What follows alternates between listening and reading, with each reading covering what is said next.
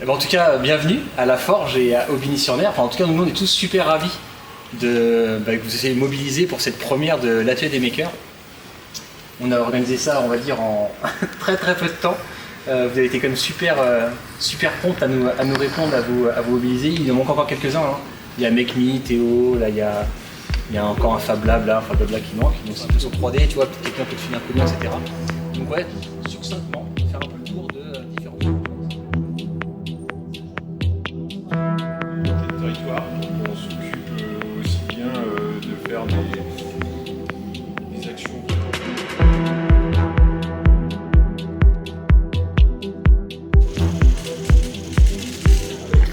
Et bienvenue à l'atelier des makers. Alors on va commencer avec un jeune homme barbu. Est-ce que vous pouvez vous présenter et nous dire ce que vous faites avec vos petits robots ? Alors moi c'est Romain, je suis le fondateur de Heliobot. Heliobot c'est un petit robot qui ressemble à ça, qui a pour mission de faire découvrir la programmation et la robotique aux enfants. Donc c'est un robot que tu peux monter et que tu peux programmer. Donc la première étape c'est de le programmer avec des blocs et après on peut passer sur du Python, sur de l'Arduino, ça devient évolutif. Et si je regarde là, au niveau de l'ordinateur, on a donc le langage bloc.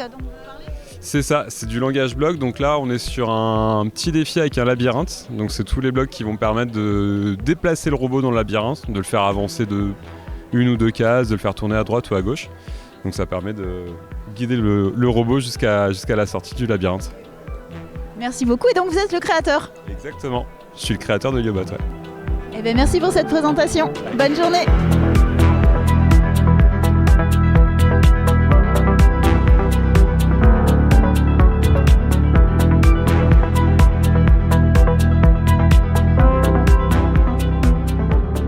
Bonjour messieurs et bienvenue à l'atelier des makers. Bon, on vous connaît ? Non. Qui veut prendre la parole et nous expliquer un petit peu qui vous êtes tous les deux ? Nous sommes JM et JB de Make Me, de Macme pour ceux qui ne savent pas prononcer à l'anglaise. Et on est très content d'être là, à l'atelier des makers pour cette première édition. J'ai même envie de dire que c'était évident qu'on soit là. Et nous, qui on est les organisateurs du Nord Maker Campus. On est aussi une brique du Grand 8 à Rennes. Et puis on est un petit peu des makers aussi, à nos temps perdus. Alors Nantes Maker Campus, c'est l'incontournable de la scène maker française. Quand est-ce que ça a lieu cette année ? Du 6 au 8 juin, sur le site des machines. On a un petit peu décalé la date d'un mois. L'idée c'était d'accueillir les scolaires aussi sur cet événement qui n'a jamais accueilli les scolaires jusqu'à présent. On peut encore s'inscrire ? Bien sûr. Merci beaucoup. Très bonne journée à vous. À bientôt.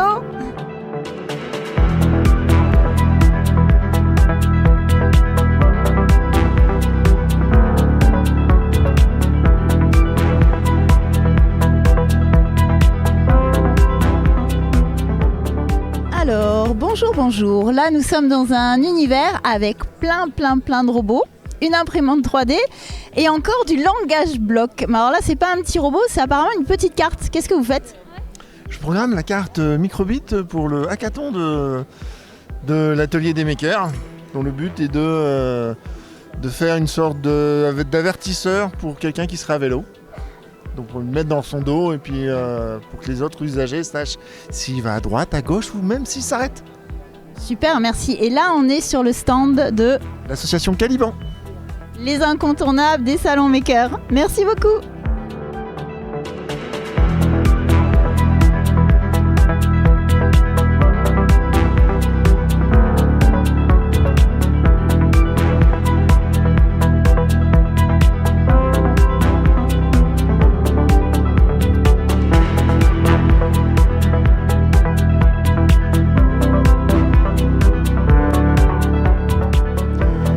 Messieurs, est-ce que je peux vous embêter 2 petites minutes pour savoir qu'est-ce que vous faites ici ? Alors je vois des têtes de mort et la passerelle. Qui est la passerelle et qui êtes-vous ? La passerelle, c'est C'est une pépinière d'entreprise où on loue des salles, des ateliers et dont un Fab Lab est installé dedans. Donc moi je gère le Fab Lab. Donc moi je suis Laurent Juy. Et je suis maker depuis quelques années déjà maintenant. Et la passerelle est située où? À Saint-Amand-Montrond.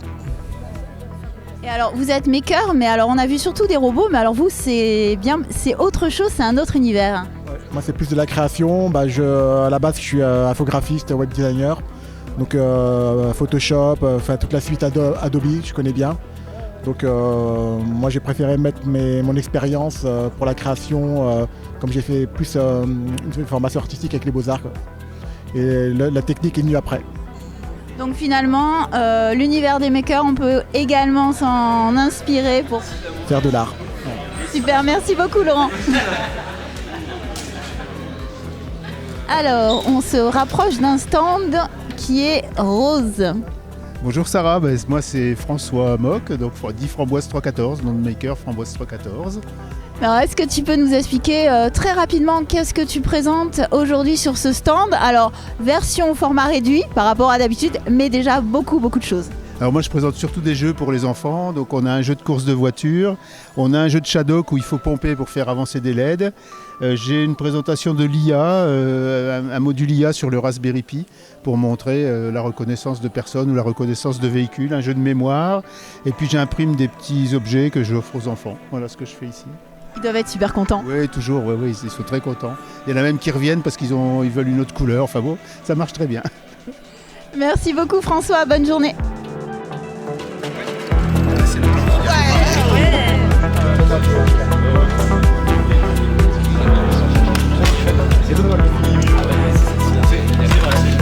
Tu veux quoi là, t'as un crayon, tu mets une fraise.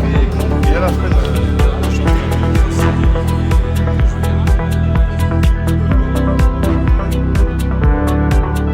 Bonjour Gaëlle. Bon, on se connaît pas. Enfin, bonjour Gaëlle, est-ce que vous pouvez nous expliquer ce que vous faites ici? Donc énormément de matériel avec un gros camion. Eh ben moi je suis venu avec un gros camion où j'ai amené des imprimantes 3D, une découpe laser, un laboratoire d'électronique et un Fab Lab mobile. J'ai aussi la Tournicut et la Tourniprint, que sont des maquettes pour les enfants, pour leur expliquer le fonctionnement des imprimantes 3D et de la découpe laser. Ça leur permet de comprendre comment fonctionnent ces machines en s'amusant et en faisant un peu de mathématiques aussi. Génial, super intéressant. Et vous venez d'où? Alors moi je viens de Clermont-Ferrand dans le Puy-de-Dôme. Ça fait un peu de route. C'est pas à côté. Et qu'est-ce que vous pensez donc de cet atelier des makers? J'adore ce genre d'événement. Dès que je peux en participer, j'y vais. Il faut toujours aller dans ces événements. On découvre plein de monde, on rencontre du monde, on échange, on apprend plein de choses. C'est extraordinaire. Merci beaucoup Gaëlle.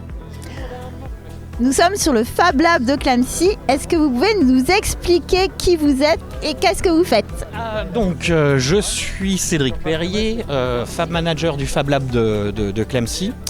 On est plutôt un lieu de médiation numérique où on essaye de faire progresser les gens, les accompagner dans leurs projets. D'accord ? Donc les gens qui n'ont aucune connaissance, on est spécialement là justement pour les aider. Prendre en main les différentes machines numériques, mais aussi les accompagner pour créer le fichier qui va permettre le prototypage en fait. Parfois on nous demande, par exemple pour le collège de Varzy, ces petites pièces-là en fait sont des pièces d'aération de fenêtres. Et dans le cadre de la mise aux normes de ces fenêtres-là, soit on changeait toute la fenêtre, soit on modélisait cette pièce-là pour pouvoir remplacer ces petites pièces. Donc forcément, ça coûte beaucoup moins cher de modéliser une pièce et de l'imprimer. Combien même bien dans une centaine, ça coûte vraiment moins cher que de changer 50 fenêtres en PVC. Voilà. Merci beaucoup et bonne journée. Merci, à toi aussi. À bientôt. Merci.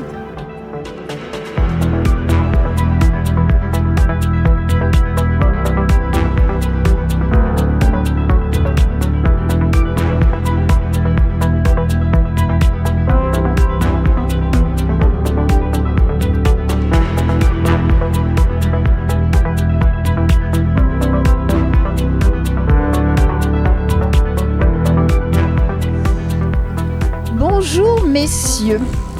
Alors, est-ce que vous pouvez me dire qu'est-ce qui se passe ici? Ici, là, sur ce stand-là. Bah alors, on fait pas les mêmes choses. Moi, je programme un Arduino. C'est pour un projet que je fais moi. J'essaye de recréer un jeu, mais dans la vraie vie, un jeu qui est déjà existant sur ordinateur. Ça s'appelle Keep Talking and Nobody Explode.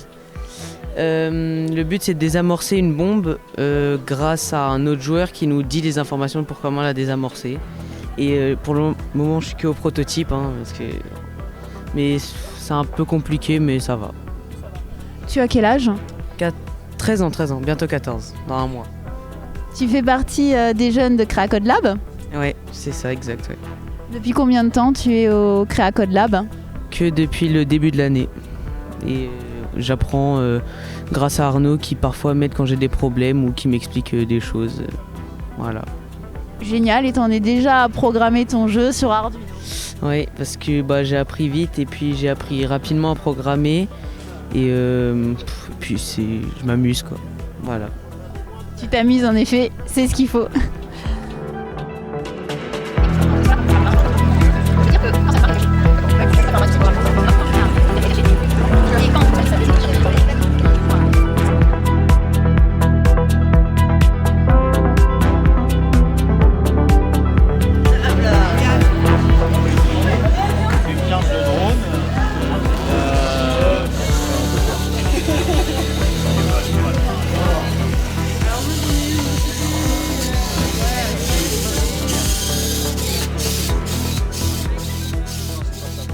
Alors je vois une tête jaune, une très grosse tête jaune.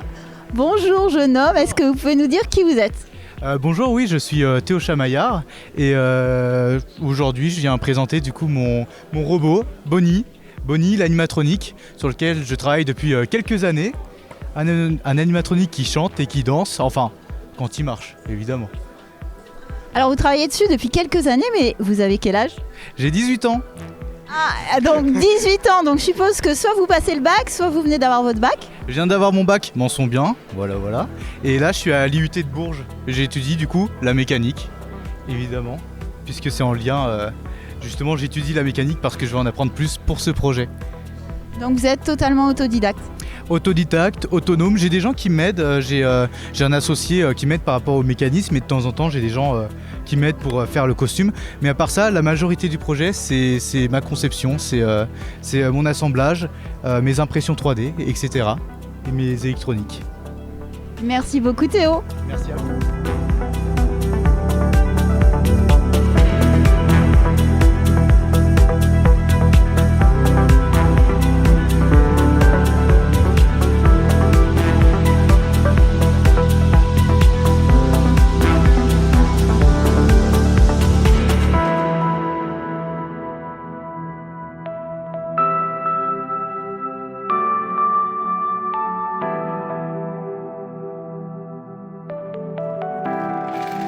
Ça valise. Ça va être...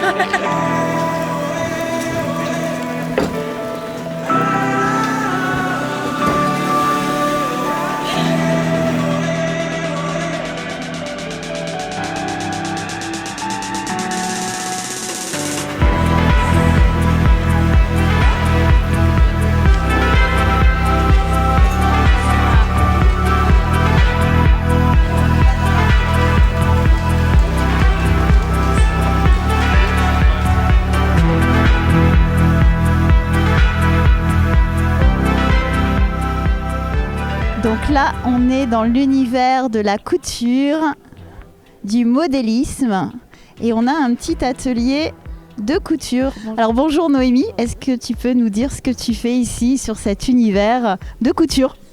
Eh ben, j'ai vu de la lumière, donc je suis venue. Alors je suis venue par l'intermédiaire de mon papa qui fait le Répar Café qui est là-bas. Donc on y a proposé ici l'atelier maker, et puis ils n'avaient pas de couturière, donc je me suis dit pourquoi pas. Moi je suis surtout costumière, donc j'ai amené quand même 2 de mes costumes pour présenter le travail que je fais. Mais pour amener la couture à tout le monde, j'ai fait quelques prototypes, des petites choses simples pour que tout le monde puisse faire un petit atelier en 1 heure, une demi-heure. Voilà, c'est super. C'est même du très très beau travail. Merci beaucoup Noémie.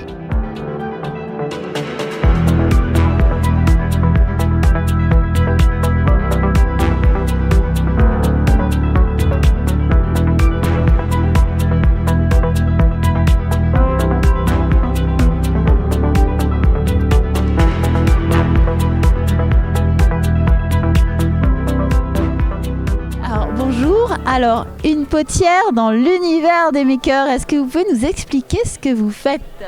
Alors, je suis tourneuse en céramique. Donc, en fait, je crée des petits objets. Pour le maker, je pourrais même créer des corps qui soient robotisés, par exemple. C'est possible, mais bon, après, il faut s'y mettre un peu à l'avance. Donc, au début, je tourne donc les corps. Ensuite, je les assemble. Donc c'est tout à fait dans cet esprit-là.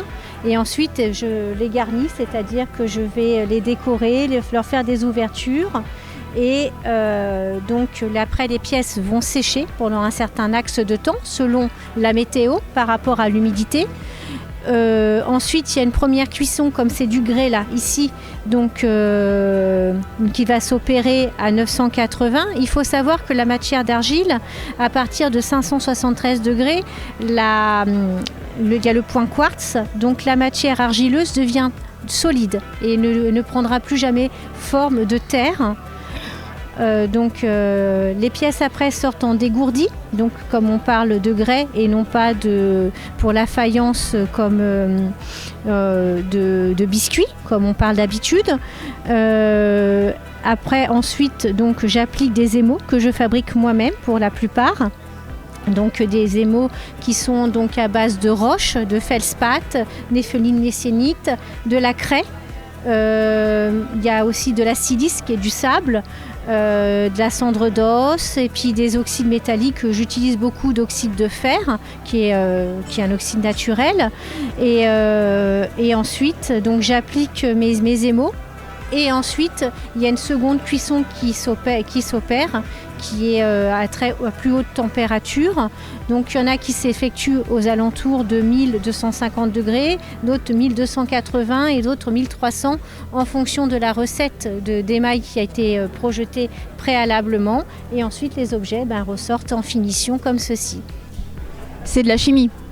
Il y a une partie très chimique et donc c'est au dixième de milligramme près. Voilà, pour être précis. Voilà. Donc vous êtes une artiste chimiste ? Non, j'ai appris. Voilà. C'est quelque chose qui s'apprend sur plusieurs années, mais j'ai surtout envie de construire. Voilà, il faut avoir un esprit constructif, je pense. Merci beaucoup, très beau travail et bonne journée et très bon salon à vous.